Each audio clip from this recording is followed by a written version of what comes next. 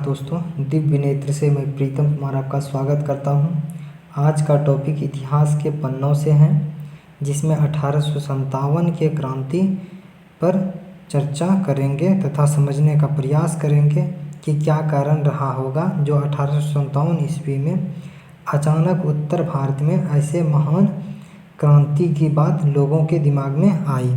चलिए शुरुआत करते हैं। पहले भूमिका देखते हैं।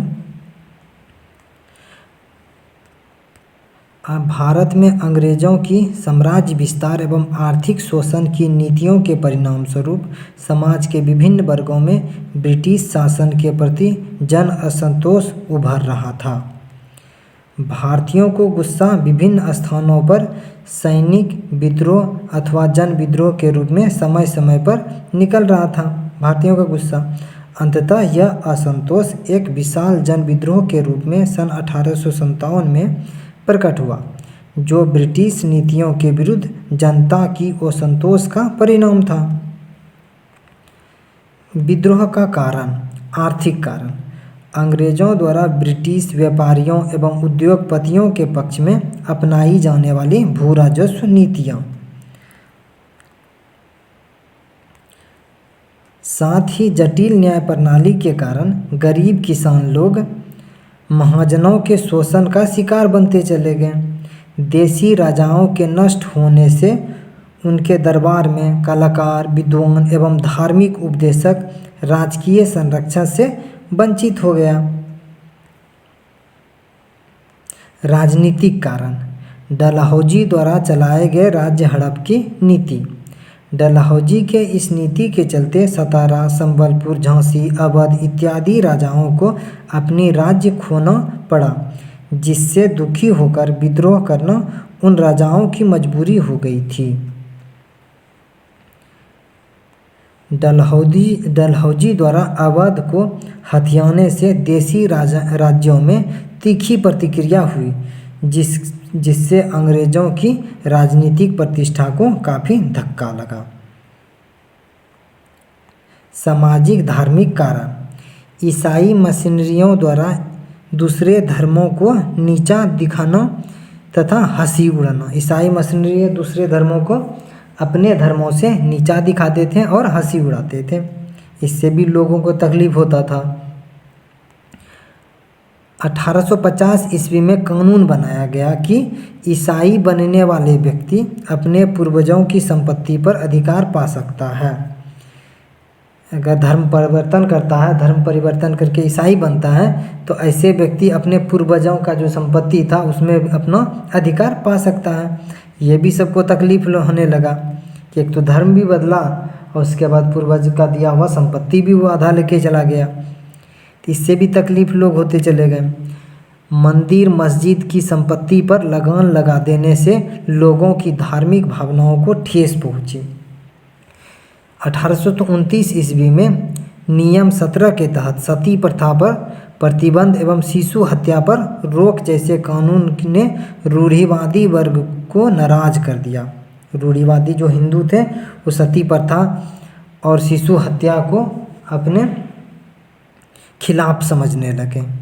इस वर्गों की मान्यता थी कि विदेशी ईसाई सरकार को उनके धर्म एवं रीति रिवाज में हस्तक्षेप करने एवं सुधार लाने का कोई अधिकार नहीं है।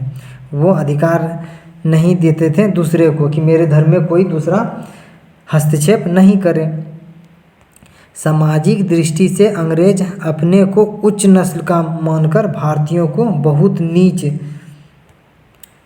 दृष्टि से देखते थे। रेलगाड़ी में प्रथम श्रेणी के डिब्बे में भारतीयों के लिए यात्रा वर्जित था।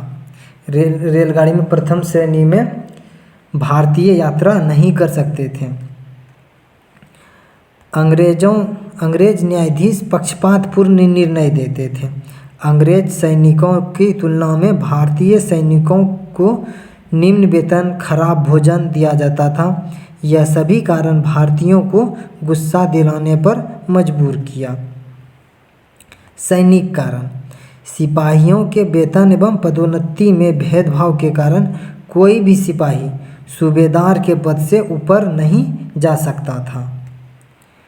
नए अधिनियम बनाकर सिपाहियों को जाति एवं पद संबंधी चिन्ह, जैसे हिंदू का था दाढ़ी, देख लेते हैं, जैसे चंदन लगाना, टीका लगाना, दाढ़ी रखना, मुस्लिम का दाढ़ी रखते हैं मुस्लिम लोग, पगड़ी बांधना, ईसाई लोग पगड़ी बांधते हैं, इत्यादि पर प्रतिबंध लगा दिया। जो सैनिक है वो ये सब काम नहीं कर सकते हैं।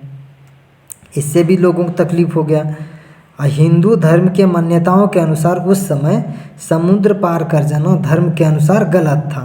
कोई समुद्र पार अगर कोई करता था तो मानता था कि ये धर्म के लिए अलग हो गए हैं, धर्म से विमुख हो चुके हैं, उसको भटियारा मानते थे लोग। लेकिन इन सैनिकों को समुद्र पार जाकर काम करने को कहा गया। इससे सिपाहियों ने अपने धर्म पर कुठाराघात समझा। यह सिपाही अधिकतर उसी घरों से आते थे। 1857 के विद्रोह के समय जो सिपाही थे अधिकतर उसी घर से आते थे जो किसान एवं गरीब लोग होते थे, और किसान का शोषण सिपाहियों का शोषण से जुड़े थे। मान लीजिए किसाने का बेटा लोग अधिकतर सिपाही में भर्ती था, और वो लोग किसान का शोषण होता था उस समय, तो इस सिपाही तो अप्रत्यक्ष रूप से तो जुड़े थे कि मेरे घर में शोषण हो रहा है, किसान शोषित हो रहा है। इससे भी बहुत बड़ा धक्का लगा, सिपाही को शोषण से जुड़े थे। तात्कालिक कारण देख लेते हैं। तात्कालिक कारण क्या था? पुराने लोहे वाला ब्राउन बेस बंदूक के स्थान पर नई एनफील्ड राइफल के प्रयोग करने का ब्रिटिश सरकार ने निर्णय लिया, जिसमें कारतूस को दांत से काटकर भरना पड़ता था। इस कारतूस में गाय और सूअर की चर्बी मिली होती थी। इसमें हिंदू और मुसलमान सिपाहियों को यह विश्वास हो गया कि सरकार जानबूझकर उनके धर्मों को नष्ट करना चाह रही है, जिसके कारण 1857 का विद्रोह शुरू हो गया मंगल पांडे द्वारा। तो नेक्स्ट वीडियो में चलते हैं कि 1857 का विद्रोह शुरू कहाँ से हुआ और उसका विस्तार कहाँ तक रहा, उसके बाद परिणाम क्या हुआ, और विभिन्न विद्वानों द्वारा 1857 के विद्रोह को किस तरह समझाया गया उस पर चर्चा करेंगे। चलिए नेक्स्ट वीडियो में मिलते हैं, तब तक के लिए धन्यवाद।